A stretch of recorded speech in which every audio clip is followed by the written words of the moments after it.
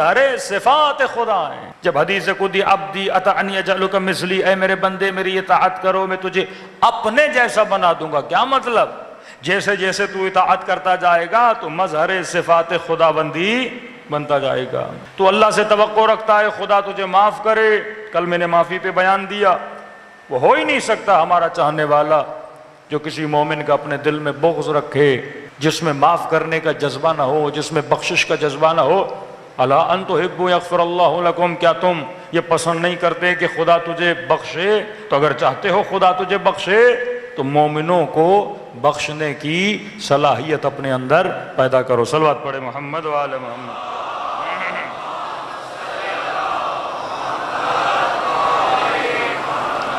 اب ہم نے عرض کیا کہ بخشش کہاں پر ہوتی ہے؟ کیا ہر جگہ ہر کسی کو بخشنا چاہیے یا نہیں؟ کبھی بخشنا چاہیے، کبھی بخشنا نہیں چاہیے. ایک جگہ بخشو. وہ کون سی جگہ ہے؟ جہاں پہ کسی نے آپ کی زیادتی کی ہے، پیسہ کھا لیا ہے، کوئی گالی دے دی آپ کو، توہین کر لی آپ کی، اس کو معصوم فرماتے بخشو. لیکن لوگوں کی اقسام ہوتی ہیں. حدیث کے جملے العفو للمقر لا للمقصر لا للمصر. عفو جو ہے وہ مقر کے لیے ہے، مصر کے لیے نہیں ہے. ایک بندہ آپ کی توہین کرتا ہے اور بولتا ہے کہ بھائی قبلہ غلطی ہو گئی، جناب غلطی ہو گئی، میں نے 4 لوگوں کے سامنے آپ کی توہین کی، ہاں میں نے پیسے آپ کے کھائے، میرے پاس ہے نہیں، اگر ہو سکے تو آپ مجھے بخش دیں. ہاں توبہ کرنے والا بندہ. اللہ بھی معافی کس کی قبول کرتا ہے؟ توبہ کرنے والے کی. اب بندہ بولے خدا شیطان کو معاف کر سکتا ہے کہ نہیں؟ بھائی کر سکتا ہے، لیکن کب کرے گا؟ جب یہ توبہ کرے. جب بندہ گناہ سے توبہ ہی نہ کرے اس کے لیے معافی نہیں ہے. بخشش اور عفو اس بندے کے لیے ہے جو مقر ہو، جو یہ بولے کہ میں نے غلطی کی ہے. لیکن ایک بندہ آپ کی توہین بھی کر رہا ہے، بے عزتی بھی کر رہا ہے، زیادتی بھی کر رہا ہے، پر ماننے کے لیے بھی تیار نہیں ہے، فرماتے ہیں اس بندے کے لیے بخشش نہیں ہے. اگر مصر آدمی ہے، خبردار ایسے بندے کو کبھی معاف نہ کرنا. جو مصر ہے، بخشش ایک جگہ پر ہے، 3 جگہوں پہ بخشش نہیں ہے. مصر بندے کے لیے بخشش نہیں ہے. کہتے ہیں جنگ بدر ہوئی، ایک بندہ جنگ بدر میں رسول خدا کے مقابلے میں آ کر کھڑا ہو گیا، اور جب جنگ ختم ہوئی تو یہ رسول کے قدموں پہ گر گیا کہ یا رسول اللہ ہمیں معاف کریے گا، غلطی ہو گئی، آگے میں آپ سے کبھی نہیں لڑوں گا، آگے آپ کے مقابلے میں کبھی نہیں آؤں گا. یہ رحمت للعالمین رسول ہیں. نبی نے کہا ٹھیک ہے، چونکہ تو آیا ہے معافی مانگنے، لہٰذا میں کیا کر رہا ہوں؟ بخش رہا ہوں. بعض ہیں مسلمانوں کے کچھ فرقے جو کہتے ہیں یزید کو بھی اللہ بخش دے. بھئی یزید نے معافی مانگی تھی، احساس ندامت تھا اس بدبخت میں. معافی تو تب ملتی ہے نا بندے میں احساس ندامت ہو کہ حق واپس کیا تھا، کہ اہل بیت کو جو حق دینا چاہیے تھا ان بدبختوں نے دیا تھا. نہیں، معافی مقر کے لیے ہے، مصر کے لیے نہیں ہے.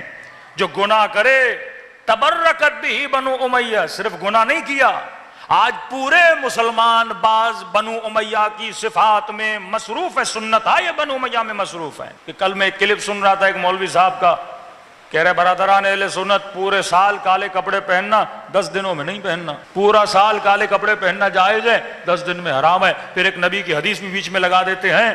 ایک تو مسلمان یہ بھی نہیں سوچتا کہ واقعا جو حدیث بندہ پڑھ رہا ہے تحقیق تو کرو، ریسرچ تو کرو، کسی مبغض نے گڑی ہوئی حدیثیں تو نہیں بنائی کہ رسول کا فرمان ہے جو اپنا اولیاء دوسرے ادیان کے مطابق بناتے ہیں وہ ہم میں سے نہیں ہے. اب کیا شیعہ کسی اور دین کا حصہ ہے کہ شیعوں جیسا اولیاء نہ بنا؟ شیعہ ہیں کون؟ شیعہ تو علی ابن ابی طالب، علی سے محبت کرنے والوں کا گروہ.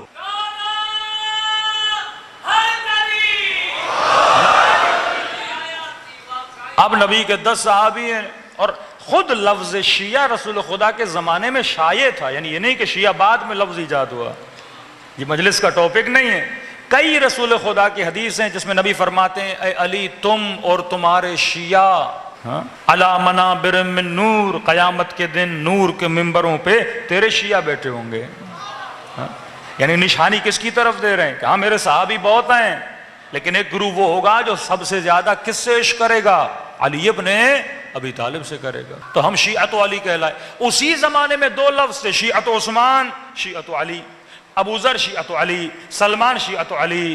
ہاں جناب زبیر شیعت علی، ان کو شیعت علی کہتے تھے، جو علی کی رسول کے بعد خلافت کے قائل تھے ان کو شیعت علی کہتے ہیں، لیکن جو رسول کے بعد سقیفہ کے فیصلے کے قائل ہیں انہیں شیعت عثمان بولا جاتا تھا۔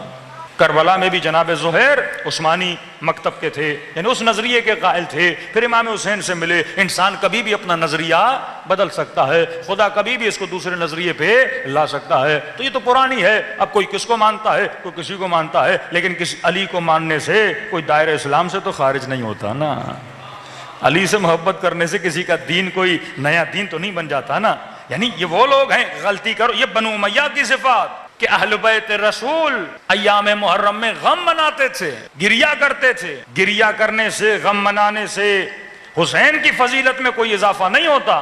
اگر پوری دنیا امام حسین کا غم نہ منائے تو مولا حسین پہ فرق نہیں پڑنے والا، لیکن غم نہ منانے سے یزید پہ ضرور فرق پڑتا ہے۔ اصل غم منانے کی وجہ یہ ہے کہ بنو امیہ کے چہروں سے نقاب اتارا جائے، کہیں دنیا بھول نہ جائے انہوں نے آل رسول سے ظلم کیا کیا تھا۔ فرمایا معافی کس کے لیے ہے؟ مقر کے لیے ہے۔ آئے قدموں پہ گرے، خطا کا اقرار کرے، حور کی طرح احساس ندامت اور پشیمانی دکھائے، پھر حسین بھی بھائی کہہ کے سینے سے لگا دے، مقر، لیکن مصر کے لیے نہیں۔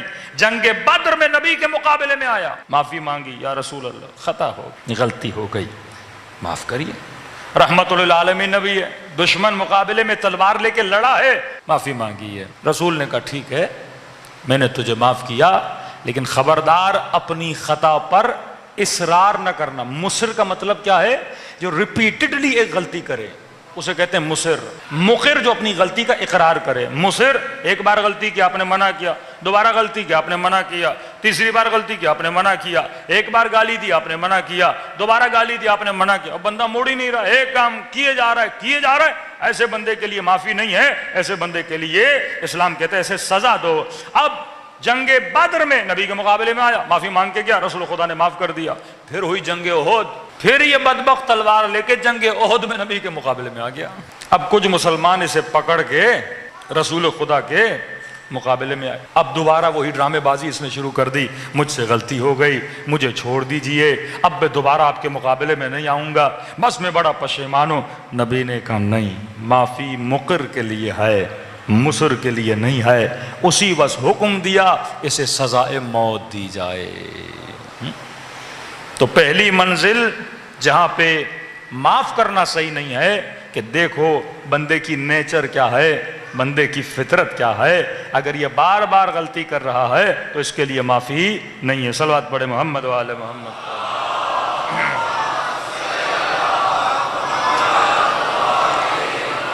حدیث بھی ہے،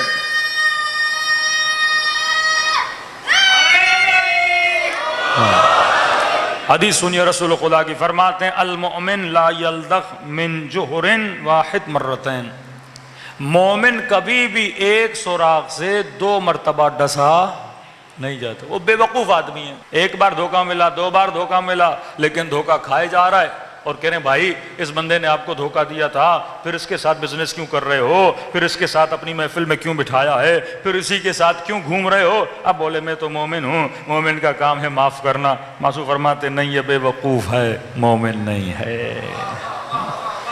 مومن ایک سوراخ سے 2 مرتبہ ڈسا نہیں جاتا۔ مومن کیسا؟ جو ایک سوراخ سے ڈسا جائے۔ دوسری چیز فرماتے ہیں کہ معافی جو وہن مذہب کرے، مذہب کی توہین کرے، اس کی معافی نہیں ہے۔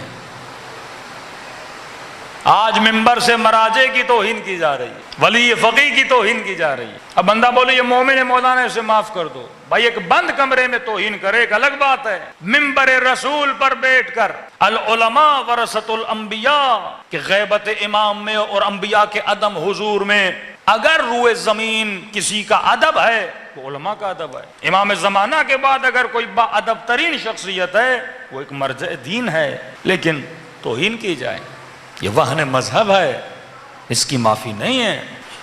یہ مفسد فی الارض ہے۔ اسلام میں جو زمین پر فساد پھیلانے والا بندہ ہے، وہ چاہے شیعوں کے اندر ہو یا باہر ہو، اگر کوئی اہل سنت کا مفتی بھی آ کر ایسی تقریر کرے جس سے فساد پھیلے اگر کوئی شیعہ بھی آ کر ایسی تقریر کرے جس سے فساد پھیلے، یہ مفسد فی الارض ہے، اسلام میں اس کی سزا موت ہے۔ جو زمین خدا کو فساد سے پھیلا دے، جو مومنین میں تفرقہ ڈال دے، وہن مذہب کی توہین کی جائے۔ سنیے علی بن ابی طالب کا واقعہ، صلوات پڑھے محمد و آل محمد پر۔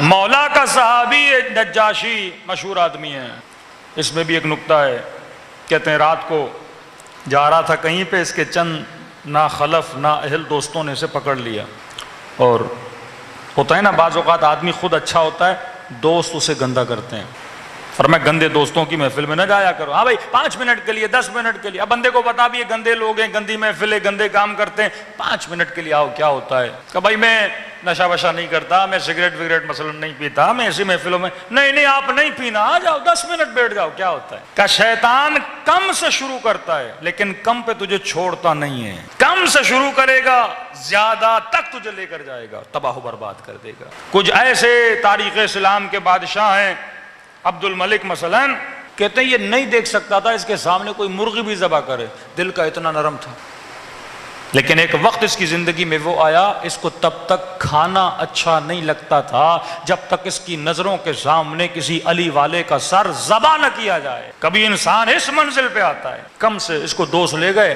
دوستی میں بھٹک گیا، گھر میں لے گئے، شراب کی محفل تھی، نمازی آدمی، ڈیلی علی کے پیچھے نماز پڑھنے والا، علی کی مجلس میں آگے آگے بیٹھنے والا، علی کے خطبوں پہ واہ واہ کرنے والا، دوستی میں چلا گیا اور شراب پلائی، پینے کے بعد مست ہوا۔ مستی جب آئی تو شہر کی گلیوں میں آ کے غلط باتیں، بندے کو نشے میں پتہ ہی نہیں لگتا۔ اب عام آدمی بھی تو نہیں تھا نا، ڈیلی امیر المومنین کے پیچھے بیٹھنے والا، مولا کی صحبت میں، مولا کی رفا، یعنی بیٹھتا تھا، سب نجاشی کو جانتے تھے علی کے ساتھ ہوتا ہے۔ شراب پی، کچھ لوگوں نے پکڑا، مسجد میں لائے، امیر المومنین اس نے شراب پی ہے، امام نے کہا کوڑے لاؤ، حد جاری کرو۔ کچھ لوگوں نے علی کو روکنے کی کوشش کی، علی تیرا اپنا ہے، معاف کر دیں۔ ہاں ہمارے ہاں بڑے بڑے گناہ معاف ہو جاتے ہیں نا سیاست میں، اپنا ہے معاف کر دیں۔ پارٹی بازی مولا، اگر اس کو آپ سزا دیں گے آپ کے اپنے آپ سے دور ہو جائیں گے، اتنی سختی اچھی نہیں ہے، معافی مانگ رہا ہے آپ سے، غلطی ہو گئی، دوستوں میں چلا گیا، غلطی سے نشہ کیا، شراب پی۔ امیر المومنین فرماتے نہیں، معافی ہر جگہ ہو سکتی ہے، اگر علی کے ساتھ زیادتی کی ہوتی علی معاف کر دیتا، لیکن جو دین خدا، حدود خدا کو پامال کرتا ہے اس کی معافی نہیں ہے، کیونکہ اگر میں نے آج اسے سزا نہیں دی تو سب کہیں گے علی ہمیں سزا دیتے ہیں پر اپنے دوستوں کو سزا نہیں دیتے۔ یہ عدل علی کے خلاف ہے کہ کوئی دوسرا گالی دے تو اس میں غصہ کرے، تیرا اپنا بیٹا گالی دے، نہیں میرا بیٹا ہے، گالی دی تو کیا ہوا؟ نہیں، خطا کوئی بھی کرے، امام فرماتے ہیں میں حکم خدا کو نافذ کرنے کے لیے آیا ہوں، سزا دوں گا۔ کہ علی آپ کو چھوڑ کے چلا جائے گا، کہ علی کو ان جیسوں کی پرواہ نہیں ہے۔ مولا نے کوڑے مارے، اگلے دن اٹھا اور جب غصہ اسے آیا کہ علی نے، میں علی کا تھا اور علی نے مجھے معاف نہیں کیا، یہ سیدھا امیر شام کے ساتھ جا کر مل گیا۔ امام نے کہا کوئی بات نہیں، سلمان ایک تھا لیکن ہزاروں پہ بھاری تھا، ابو ذر ایک تھا پر ہزاروں پہ بھاری تھا۔ ایسے مولا کو اصحاب چاہیے تھے کہ اس حبشی غلام کا واقعہ آپ نے سنا ہوگا نا، جس کی انگلیاں امیر المومنین نے کاٹ دی تھی، انگلیاں کاٹ دی۔ اب دیکھیے ایک طرف مولا نے سزا دی، انگلیاں کاٹی ہیں، جناب حر کو سیدہ زینب نے بھائی کہا، حبیب کو بھائی کہا، مولا حسین نے حر کو بھائی کہا۔ یہ واقعہ جب میں نے پڑھا وہی الفاظ ملے، کہتے ہیں علی نے انگلیاں کاٹی، اس نے چوری کی تھی اور مولا کی خدمت میں آیا تو اگر چاہتا تو معافی مانگتا، تلافی کرتا، مثلا اقرار نہ کرتا، بچ بھی سکتا تھا، لیکن علی نے کہا تو نے گناہ کیا ہے؟ ہاں مولا آپ سے کیسے جھوٹ بولوں؟ علی کے سامنے بیٹھا، مولا کیسے جھوٹ بولوں؟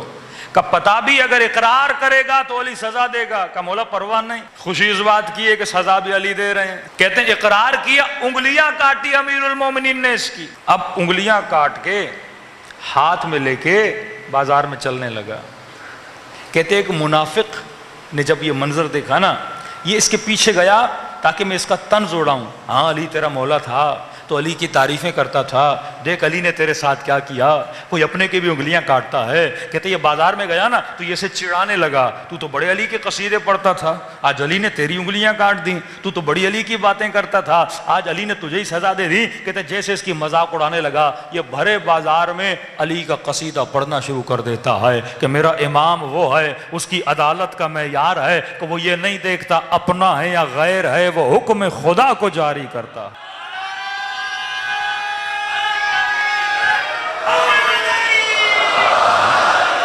میرا مولا یہ نہیں دیکھتا کون ہے، اللہم صلی علی محمد۔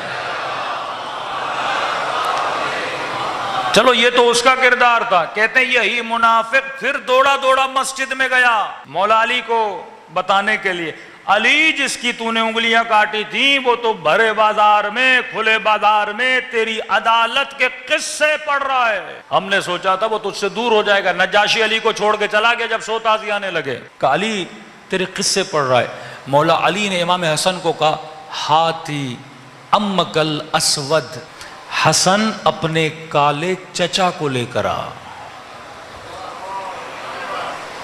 علی نے اسے اپنا بھائی بولا، اس حبشی غلام کو لے کر آ، امک الاسود، چچا کو لے کر آ۔ مولا حسن بازار گئے، اس غلام کو لے کر آئے، کہتے جیسے مولا کے سامنے بیٹھا نا اب رو بھی رہا ہے، انگلیاں ہاتھ میں پڑی بھی ہوئی ہیں۔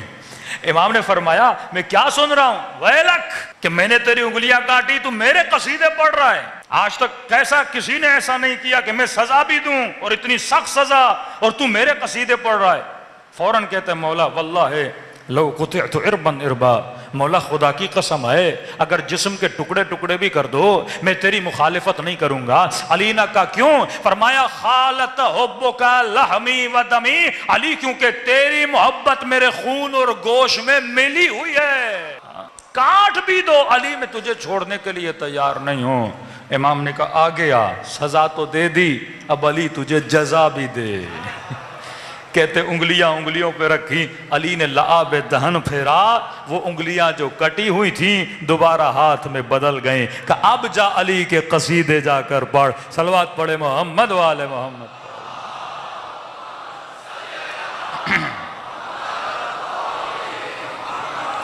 تو پہلی چیز معاف اسے کرو جو مقر ہو، آپ کا کوئی نوکر ہے، کوئی پارٹنر ہے، ہاں رشتہ داروں میں کوئی بندہ ہے جس نے زیادتی کی ہے، اب زیادتی کر کے معافی مانگ رہا ہے، کہتے ہیں معاف کر، لیکن زیادتی بھی کر رہا ہے، معافی بھی نہیں مانگ رہا، اوپر سے گھوم بھی رہا ہے، اچھا کیا میں نے، فرماتے ایسے بندے کو معافی نہیں دینی چاہیے۔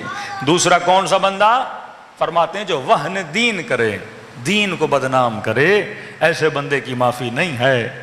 جو دین کا نام خراب کرے، جو شاعر اللہ کا مذاق اڑائے، جو احکام الہی کا مذاق اڑائے، ہاں کئی لوگ ہیں نا داڑھی کا مذاق اڑاتے ہیں، امامے کا مذاق اڑاتے ہیں، یہ ساری چیزیں کس کی نشانی ہیں؟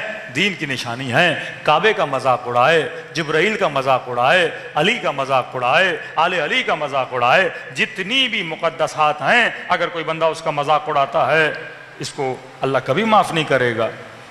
تیسری چیز فرمایا اللہ ینبغی، اے مومن جو تیری عزت نفس کی توہین کرے، اس بندے کی بھی معافی نہیں ہے۔ جو مومن کی عزت نفس لوگوں کے سامنے کیا کرے؟ خراب کرے، اس کی معافی نہیں ہے۔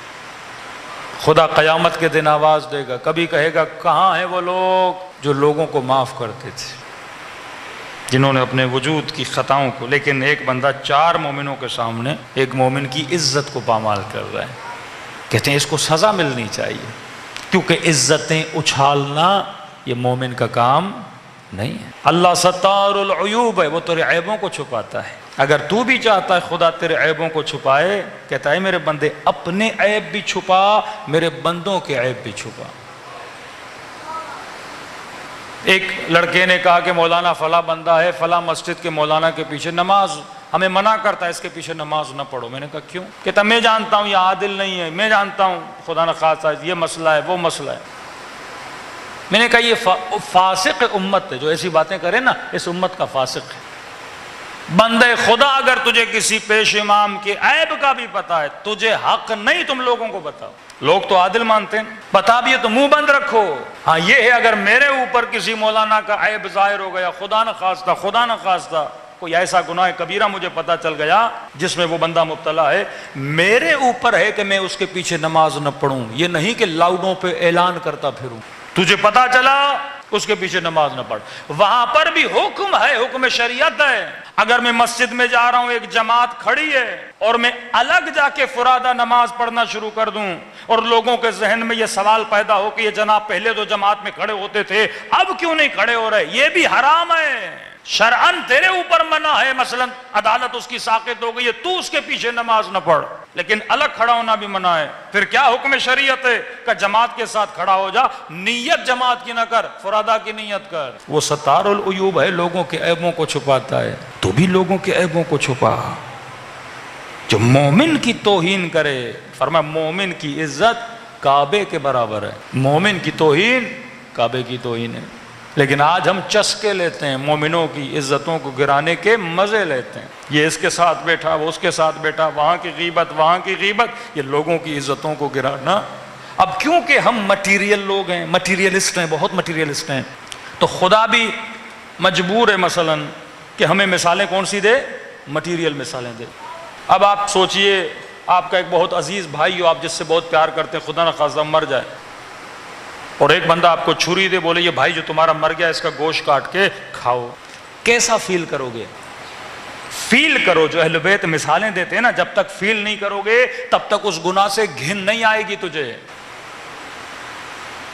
فرمایا غیبت کرنا ایسے ہے جیسے خانہ خدا میں اپنے محرم رشتے کے ساتھ زنا کرنا.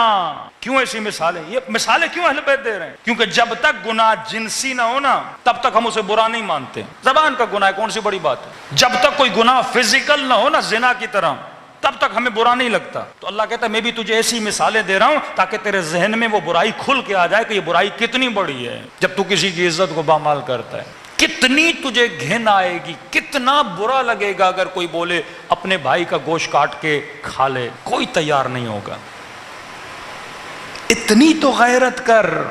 اگر آپ کسی مسجد اور امام بارگاہ میں جاؤ اور اس مسجد میں ایک بندہ الیاذ باللہ ثم الیاذ باللہ زنا کر رہا ہو، کیا کرو گے اس بندے کا حشر؟ کتنی بھی غیرت کی کمی ہو، کچھ بھی نہ کرو، کم از کم اس جگہ سے نکل کے تو چلے جاؤ گے نا. تو روک نہیں سکتا، کم از کم جس محفل میں یہ برائی ہو رہی ہے اس محفل سے اٹھ کے تو جا سکتا ہے نا. جب تک یہ اصول میرے خون میں نہیں بیٹھ جاتے کہ کس قدر اہل بیت دینی مسائل کے لیے حساس اور سینسیٹیو تھے، ایسے تو معاشرہ سازی نہیں ہوتی نا، ایسے تو سوسائٹیاں ڈیولپ نہیں ہوتی نا. مولانا فلاں سوسائٹی بڑی ڈیولپ ہے، بلڈنگز ڈیولپ ہیں، انسان کتنے ڈیولپ ہیں اس سوسائٹی میں؟ بلڈنگز تو اس سے زیادہ انگریزوں نے بنائی ہیں، مقابلہ نہیں کر سکتا ٹیکنالوجی میں تو ان کا. حسین نے انسان کی بلڈنگ کھڑی کی.